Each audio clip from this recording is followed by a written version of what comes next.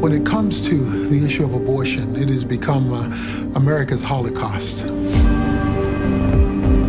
Since the Roe v. Wade decision in 1973, at least 1 million unborn children every year have lost their lives to abortion, and countless women and men have had to suffer from the negative consequences of abortion. Abortion provides temporary relief, but afterwards comes the bigger package of depression and guilt and shame and sorrow and regret that you live with for many, many years. I come from a generation where at least a third of my generation isn't here because of abortion. And for me, that's just unconscionable. And I can't live in a society where millions upon millions of my fellow American citizens are not here.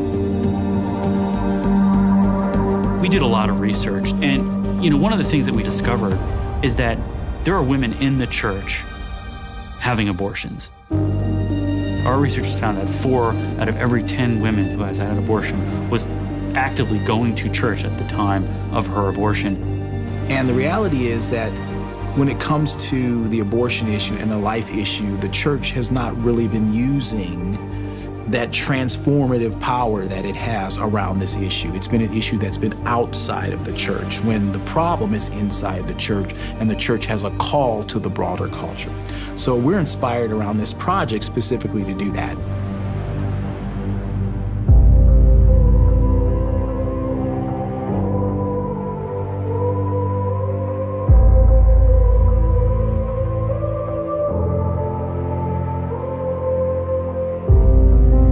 This is a tool that will help mobilize the church.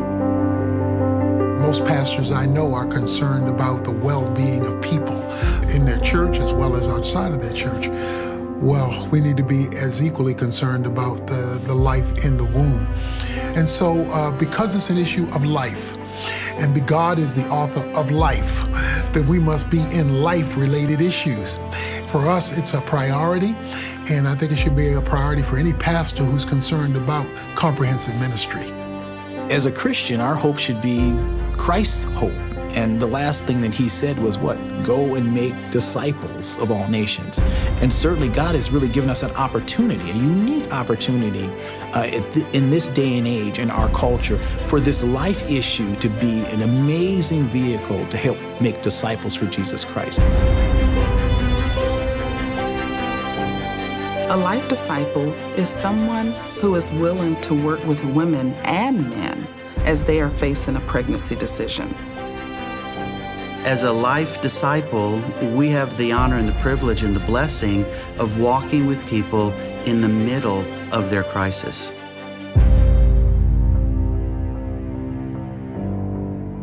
When I was pregnant at 17, I went to our local OBGYN, and he asked me, is this good news or is this bad news? And I said, this is not good news. And he said, well, here's the number for an abortion clinic in New York City.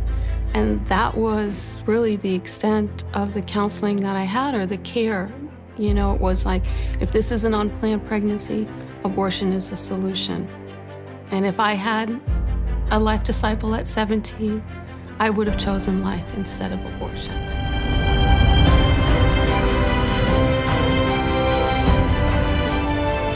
What conquers fear is love.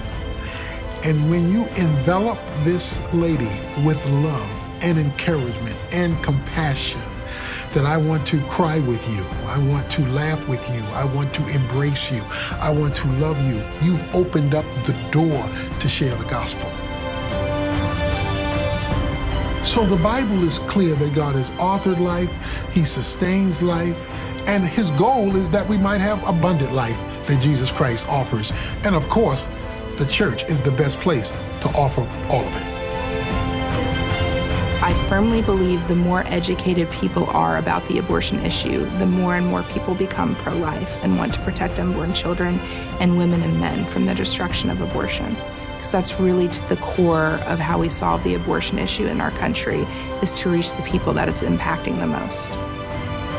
Our goal with this curriculum is for people who will be trained as life disciples and who have an opportunity to meet with people who who are facing a pregnancy decision. I mean, people who have before them life or death. Our hope and our prayer is that you will help them choose life.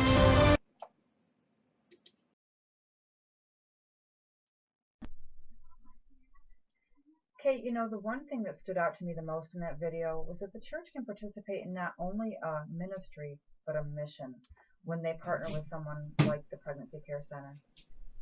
That's right, yes, and both men and women are also needed to pursue this mission.